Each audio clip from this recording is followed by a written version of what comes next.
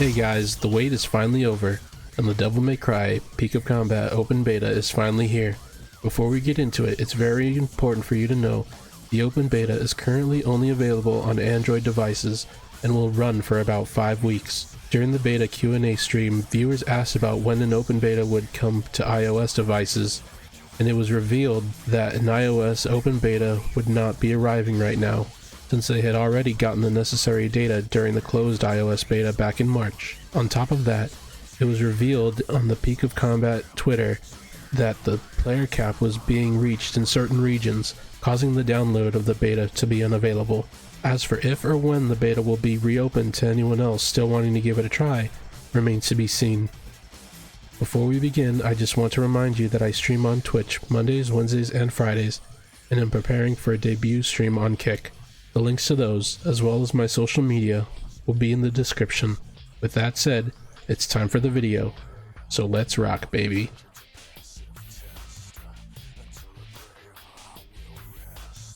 In my previous video, I had speculated that each character in Devil May Cry Peak of Combat would come with their own weapon. That does turn out to be true.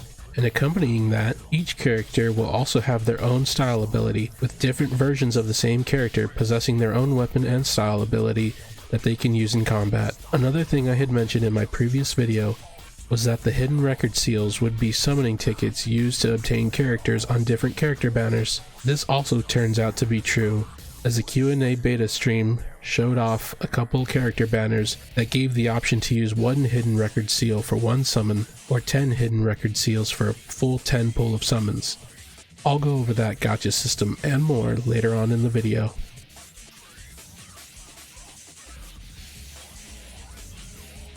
As mentioned before, the combat system in the Devil May Cry franchise, while not hard to grasp and play, can take quite a bit of practice and mastery to perform some of the craziest triple S rank combos. The combat in Peak of Combat, however, seems to be much more simpler than the mainline games, but still looks just as flashy and impressive and fun to dish out some serious demonic punishment. Each character comes with their own weapon and style ability, such as Imperial Guard Dante, who looks to be wielding the Beowulf Devil Arm, and also possesses the Royal Guard style ability, or the legendary Ronin Virgil, who uses Yamato and his Dark Slayer style. On top of their own weapon and style ability, each character also has their own unique and powerful ultimate ability, a devastating ultimate attack that deals massive damage to enemies. It was also shown in the demo Q&A that some enemies will have a shield that protects them before you can chip away at their actual health bar. The shield itself can be critically damaged if using the correct element character. Oh yeah,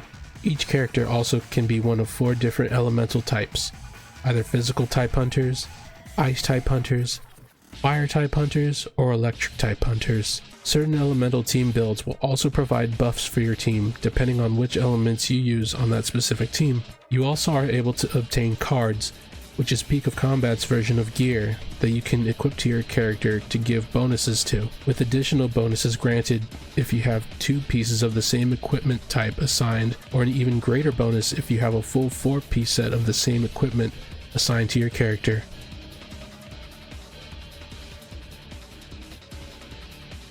As stated before, Devil May Cry Peak of Combat is first and foremost a gacha game that comes with in-game purchases, namely gems used to purchase summon tickets to get your desired character on their featured banner, and also a weapon banner that you can set to choose which 5-star weapon you want to try and pull on. Peak of Combat also comes with a pity system, in which after 70 pulls, or 710 pulls, you will obtain the featured character, assuming you haven't obtained them before that 70th summon. This is honestly extremely forgiving compared to other gacha games I've played, where I've sank time and money grinding for currency to try and summon for my desired character, only to be spat in the face of by RNGesus. Peak of Combat also has its own battle pass that has both paid rewards and free-to-play rewards. You can also customize your characters and weapons with skins you can purchase in the shop or earn through different events. It's also important to mention that should you choose to play the Android Open Beta, and if you were to spend money on the shop, the data will reset once the full game releases, and you will not be able to keep the progress you've made or the characters and weapons you've grinded or spent money for. However, it was revealed that if you spend money during the beta, you will be compensated in crystals, plus interest depending on how much you spend on the in-game store, which I think is extremely generous and definitely the right thing to do. Once again, I am very happy to announce that I am really looking forward to playing Devil May Cry Peak of Combat, and while the game is listed as a December 2nd, 2023 release, the developers assured that is only a placeholder date and the game will be released much sooner than that. What are your thoughts so far based on what you've seen? Are you playing the open beta? And if you are, how are you enjoying it? Share your thoughts in the comments below and check back here for some more Devil May Cry Peak of Combat.